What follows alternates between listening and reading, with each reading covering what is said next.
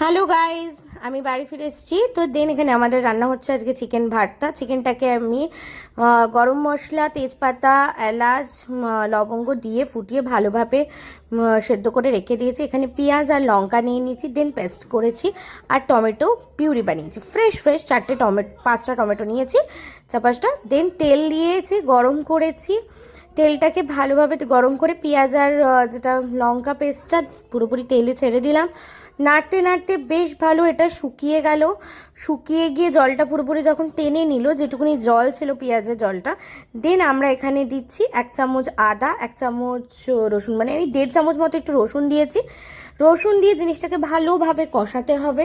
আর রসুনটাকে ভালোভাবে কষিয়ে দেন টমেটো পিউরিটা দিয়ে দিয়েছি। একদম ফ্রেশ, কালারটা দেখতে পাচ্ছ একদম রেড।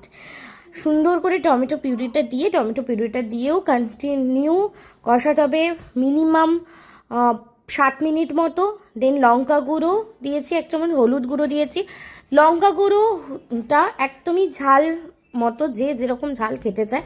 এখানে আমি আমাদের বাড়িতে ঝাল খাওয়াটা একটু কম হয়, দেন একটু কাশ্মীরি লঙ্কা গুঁড়ো দিয়েছি যাতে কালারটা, এখানে কালারটা দেখতে পাচ্ছ। কষিয়ে মশলা রেডি।